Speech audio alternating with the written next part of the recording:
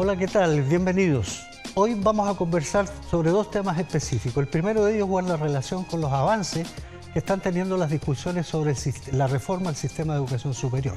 Y al mismo tiempo vamos a conversar sobre una serie de temas contingentes a puerta del proceso eleccionario que tiene que enfrentar Chile. Y para este efecto hemos invitado al gran maestro de la Logia Masónica de Chile, ex rector de la Universidad de Chile también, el señor Luis Riveros.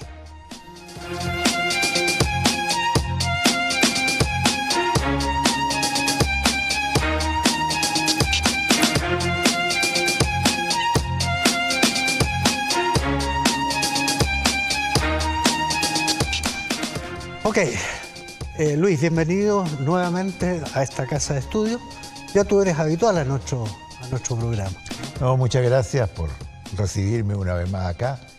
Y por cierto, me siento yo muy grato y en casa. Este es un campus universitario que, como yo ya he comentado, no es solo por la tradición que tiene ya la Universidad de Concepción, es que además es un campus muy parecido a la Universidad de California en Berkeley, donde yo estudié. Por lo tanto, pasearme por aquí cerca del Campanil me da todavía la idea de esos años más mozos, ¿no es cierto?, de los estudios de doctorado. Buenos recuerdos. Luis, habiéndose ya concluido la aprobación que se dio en la Cámara de Diputados para legislar sobre el tema de la reforma educacional, de la reforma a la educación superior, a cambio, evidentemente, de la eliminación del crédito Conaval del Estado desde el 2018, se puso énfasis en el nuevo proyecto en dos cosas. El primero, sobre los lineamientos de la reforma propiamente tal, y el segundo, que dice relación con un fortalecimiento de las universidades estatales. Respecto al primero, hay que señalar, ¿no es cierto?, la importancia que se está dando a la creación de la Subsecretaría de Enseñanza Superior, la Superintendencia y al mismo tiempo un mejoramiento en la Comisión de Acreditación. ¿No crees tú que este reforzamiento que se está haciendo a la institucionalidad de la educación superior podría en algún lugar, digamos, estar afectando la autonomía de las universidades, particularmente de las universidades privadas? Bueno, yo creo que sí, esta ha sido una discusión muy desordenada. El proyecto original, como alguna vez comentamos, contenía demasiadas cosas. Tenía temas de financiamiento, de institucionalidad, de regulación, de acreditación, incluso temas que tenían que ver con los sistemas de acceso a la universidad, los sistemas de selección y admisión. Y aparentemente todos los actores relevantes estaban en desacuerdo con ese proyecto. Claro. Fue un mal traspié, digamos, para el Ministerio de Educación. Y esto entonces, que es un proyecto que sustituye al primero, ¿no es cierto?, con todas estas indicaciones. Yo no estoy claro que deje claramente satisfecha las aspiraciones de las instituciones y de los distintos actores del sistema, los estudiantes, los rectores, los académicos. Porque me parece a mí que no ha partido este proyecto con una cuestión que a mí me pareció siempre la esencial. ¿Qué sistema de educación superior queremos para Chile?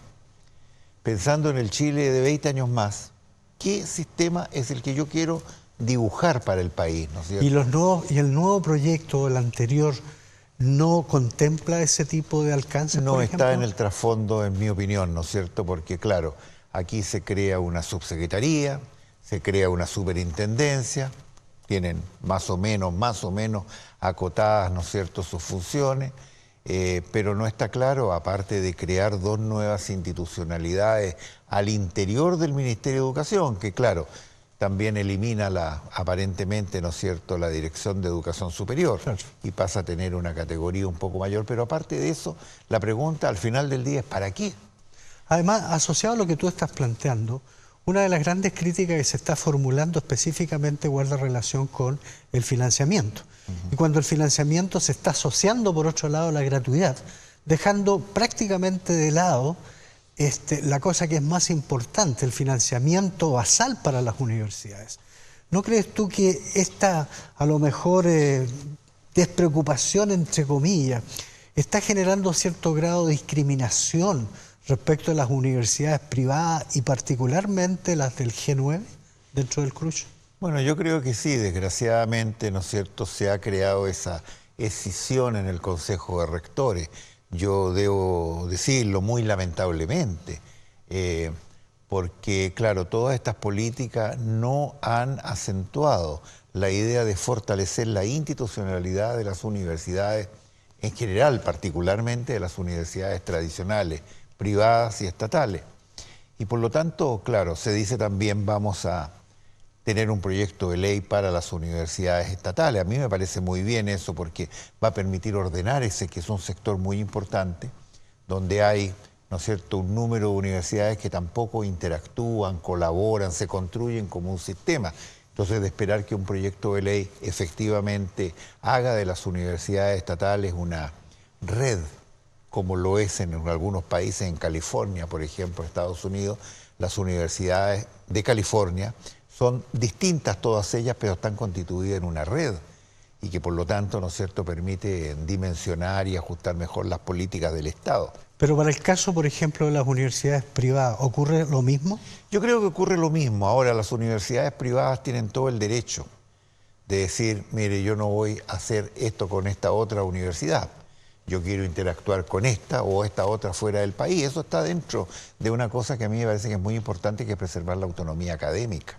Correcto. Y de alguna manera, ¿no es cierto?, todas estas legislaciones intervienen, ¿no es cierto?, en la autonomía universitaria, y eso a mí me parece poco saludable y debe ser eso tratado con cuidado. Eso no significa que no hay que abordar estos temas, pero sí tratarlos con cuidado. Y tratar con cuidado también este hecho, y lo digo yo con la experiencia que tengo en la Rectoría de la Chile, que uno, para poder auspiciar, apoyar el desarrollo de las universidades estatales, no debe discriminar contra las universidades privadas y menos con las universidades privadas del Consejo de Rectores. Claro, y sobre todo en un momento en que se está propiciando la idea, ¿no es cierto?, de pasar al sexto decil, término de la gratuidad, para aquellos grupos, ¿no es cierto?, socioeconómicamente con más problemas. Pero eso indudablemente obliga a disponer de más recursos. Y ese es uno de los problemas que tienen hoy en día estas universidades privadas. ¿Cómo conciliar, por ejemplo, la adscripción que ellos están haciendo a ese sistema de gratuidad con la disponibilidad de recursos? ¿Qué opinión te merece? No es el problema de cómo se fijó este criterio de gratuidad, porque esto salió como una buena declaración de intenciones y se puso en práctica.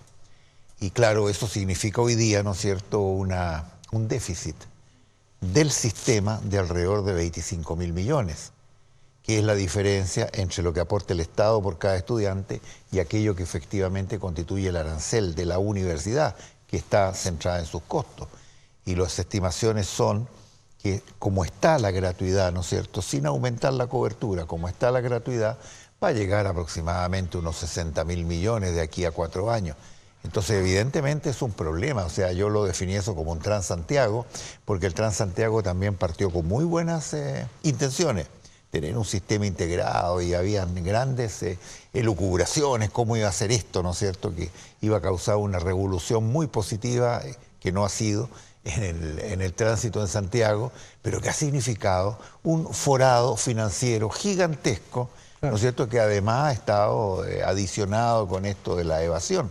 Entonces yo creo que no se pensó bien el proyecto de gratuidad, y por eso me parece revisarlo es muy importante. Y podría llevar esto a que muchas universidades que hoy se han adscrito al sistema de gratuidad tuvieran problemas y tuvieran que desertar con el alto costo que esto va a significar al alumno.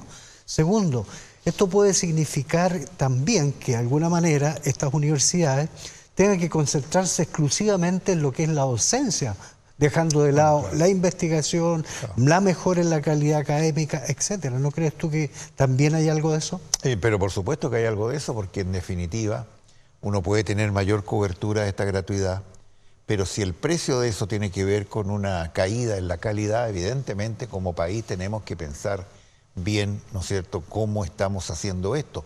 Ahora, yo creo en la gratuidad, pero creo concentrar la gratuidad, ¿no es cierto?, fundamentalmente en los estudiantes más pobres. Ahora, hay que definir qué es lo que son los estudiantes más pobres, pero la promesa acá fue gratuidad universal. Y esa gratuidad universal cuesta aproximadamente, ¿no es cierto?, 2 puntos del Producto Interno Bruto. O sea, eso está costando, digamos, unos 8.000, 10.000 millones, ¿no es cierto?, anuales, que evidentemente son recursos que el país no tiene. Y entonces uno dice, bueno, esa es una prioridad de país. Nunca se ha definido que esa sea una prioridad de país. Fíjate que el otro día yo leí esta noticia trágica de que 25.000 chilenos murieron, ¿no es cierto?, esperando, ¿no es cierto?, ser atendidos en un hospital público.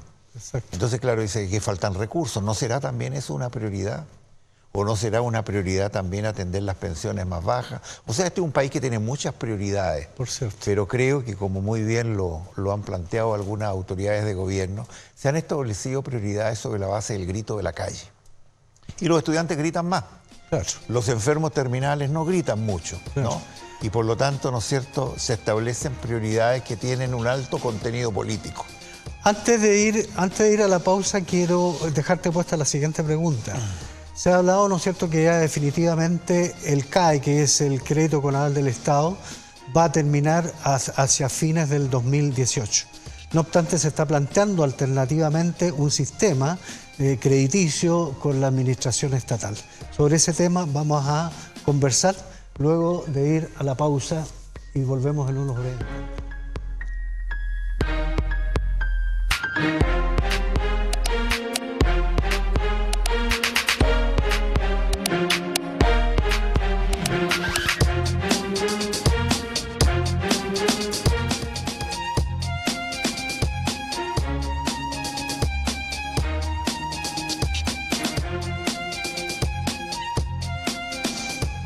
Continuamos conversando con Luis Rivero sobre el tema reforma educacional superior.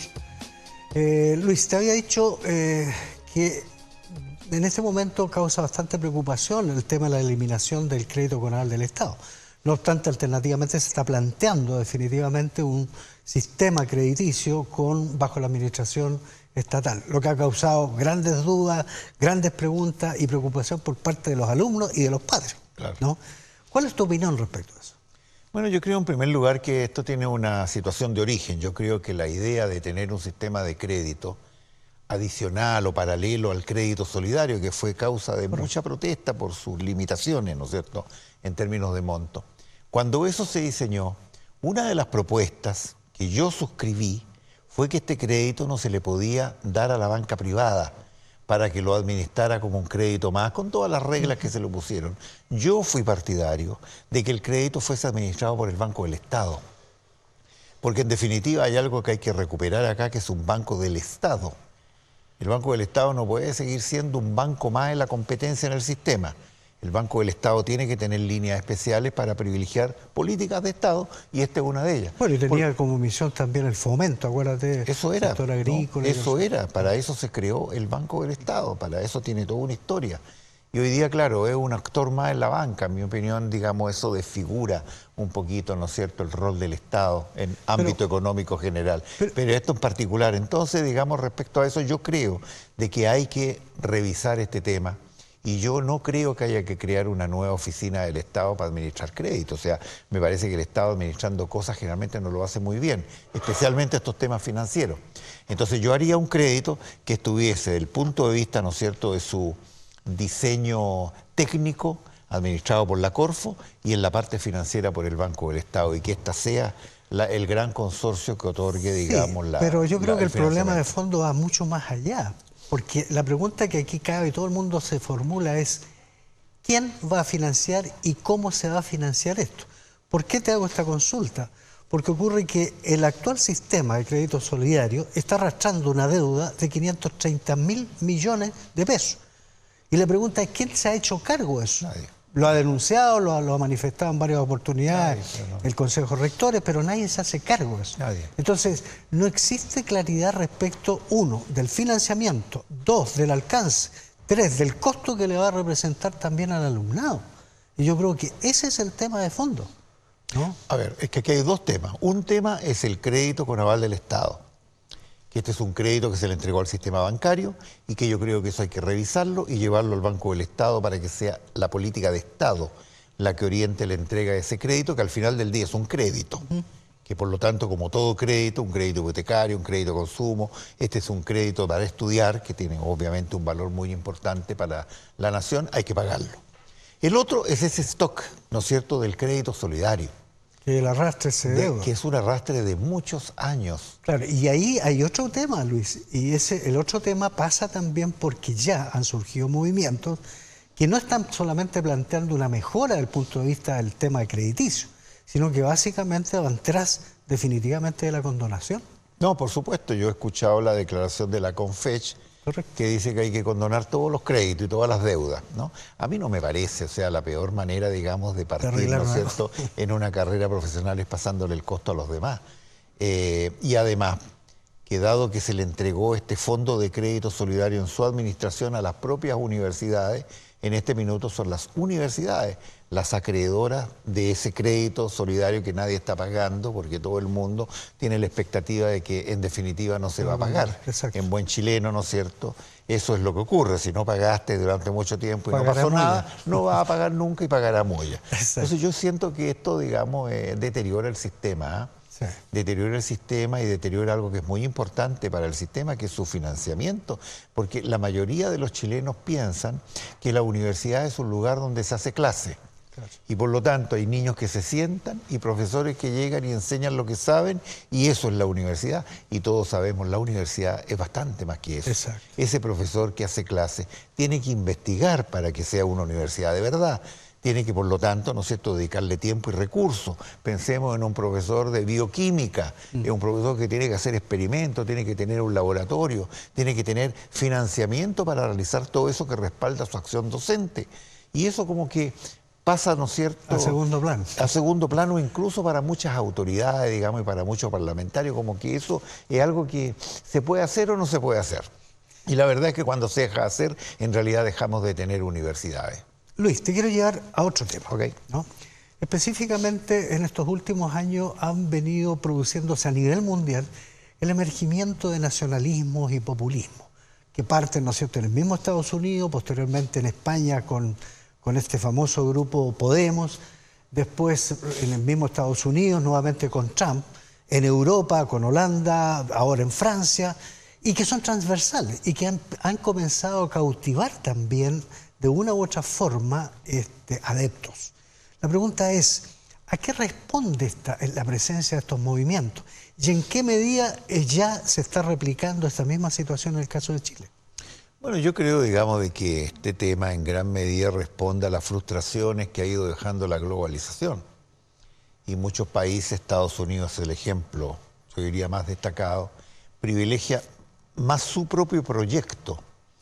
Trump fue elegido por las ambiciones del electorado americano de clase media, que no quiere inmigrantes, que quiere industria colocada en los Estados Unidos, a costa incluso de disminuir el comercio internacional, o sea que quiere estas viejas aspiraciones que tenían sentido en los años 30 y 40, pero que hoy día ya en este contexto de globalización aparecen como una tremenda contradicción.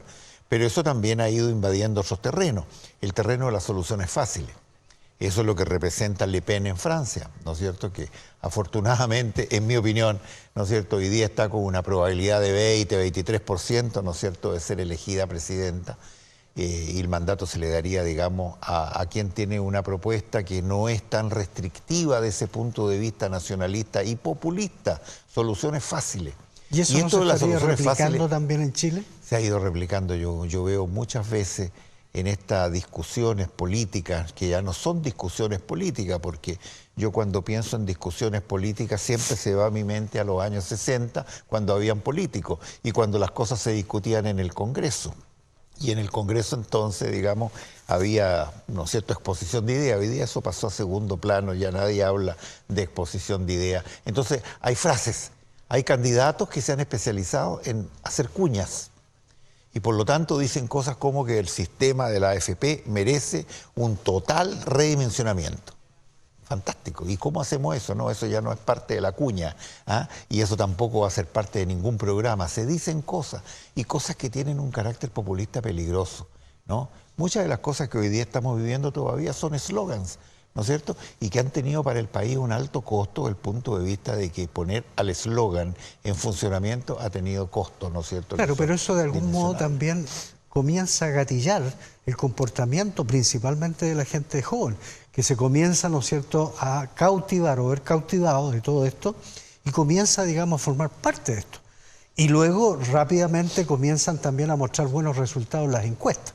Mira lo que pasó, ¿no es cierto?, con la misma Beatriz Sánchez, ¿no? Que siendo una excelente periodista, no tengo nada que decir contra ello, pero mira, la gente joven se siente encantada por ella, ¿no? Más allá de saber si tiene o no una propuesta programática, etcétera, etcétera.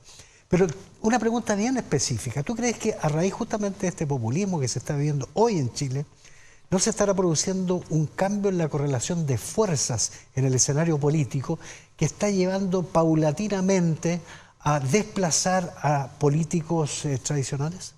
Yo creo que hay un tremendo desprestigio de los políticos tradicionales. El solo hecho de que nuestro Parlamento tenga un 8% de aprobación en las encuestas de opinión revela de que todos ellos que pertenecen a los partidos de derecha, de centro, de izquierda, etcétera, tienen un desprestigio asociado, digamos, a lo que la ciudadanía percibe como su comportamiento. Por lo tanto, la ciudadanía, especialmente los más jóvenes, buscan rostros que no estén contaminados, diríamos, ¿no es cierto?, en ese ambiente, en esa tradición que se ha ido formando de políticos que no toman buenas decisiones. Y yo, por cierto, digamos que hay rostros nuevos que se marcan además en otro contexto. Los grandes bloques políticos están desgastándose. Yo creo, con mucho respeto lo digo, digamos, la nueva mayoría, digamos, nunca fue un pacto político, pero hoy día incluso como un pacto electoral está desgastado. Por su acción de gobierno además está desgastada, pero el propio Chile Vamos ya tiene bastantes fisuras, positivas algunas, pero tiene fisuras, por lo tanto, el desgaste de estos bloques hace aparecer estos otros referentes, ¿no es cierto?, que en un caso es el Frente Amplio y en el caso de la derecha, ¿no es cierto?, es lo que representa, digamos, el candidato, ¿no es cierto? ¿Qué opinión Kast. te merece específicamente la bajada de Ricardo Lagos por el negarle el apoyo al Comité Central del Partido Socialista? ¿Pragmatismo o lisa y llanamente se están perdiendo algunos valores o principios que formaban parte de la doctrina de un partido tan importante como el socialista? Bueno, yo creo que eso representa muy bien lo que es la política hoy día en Chile, porque no se discutió qué proyecto representaba uno u otro. Se discutió quién estaba mejor posicionado en la encuesta, y eso definió ciertamente, ¿no es cierto?, la decisión que hoy día todos conocemos. Y que yo lamento mucho porque Lagos, digamos que un personaje ya de la historia de Chile, es un hombre que tiene una visión de Estado, que tiene una propuesta de Estado que a lo mejor no todos vamos a compartir, por cierto, pero hay una propuesta. Exacto. Él ha escrito un libro, como lo hizo don Pedro Aguirre Cerda. Don Pedro Aguirre, para ser candidato a presidente de la República, tenía 2 libros escritos, uno sobre el tema agrícola y otro sobre el tema industrial. O sea, ahí estaba lo que él pensaba. Lagos hizo lo mismo, él tiene una visión hacia el futuro, una propuesta hacia el futuro, que ni siquiera nadie nunca discutió, sino que se dijo, ¿quién está mejor posicionado en la encuesta? Por ese vamos a ir. Entonces creo que se acaba aquí un ciclo, ¿no es cierto?, que él representa, que es ese ciclo de la todavía viviente república, de la vieja república, de la antigua república. Yo creo que se ha ido desmoronando y aparece entonces este nuevo país, ¿no es cierto?, que está mucho más guiado por los afanes de mensajes rápidos. Por ejemplo, estaría Guillet, que el senador Guillet, aparentemente, ¿no es cierto?, por la premura del tiempo o cualquier otra razón, no ha logrado, ¿no es cierto?, establecer y posicionar dentro de la ciudadanía alguna propuesta maciza programática. No, yo, digamos, la ciudadanía creo que tiene esa impresión, ¿no es cierto? No hay afirmaciones, por cierto, ¿no es cierto?, orientaciones, lineamientos, pero yo creo que la ciudadanía espera propuestas un poquito más elaboradas, sin tampoco caer, ¿no es cierto?, en la superelaboración que lleva, ¿no es cierto?, a lo que era esta vieja tradición, ¿no es cierto?, de escribir grandes programas que en definitiva, ¿no es cierto?, la ciudadanía los dejaba pasar, ¿no es cierto?, como buenos adornos para el debate político de verdad. Me queda un minuto.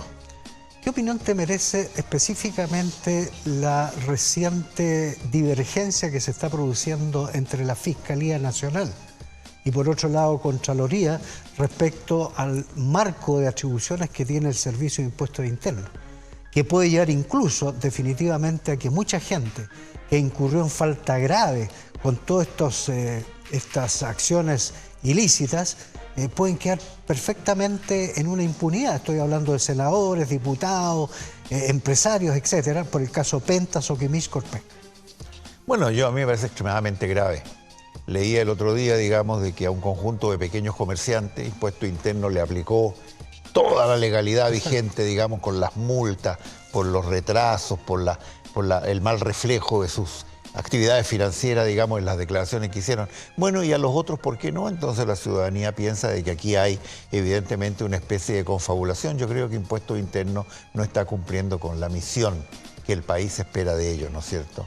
Perfecto. Independientemente de la posición que adquiera cada uno de los contribuyentes. Bueno, Luis, quiero expresar nuestro agradecimiento en nombre de la Facultad de Economía, el canal de la universidad, y esperamos a lo mejor pronto tenerte nuevamente.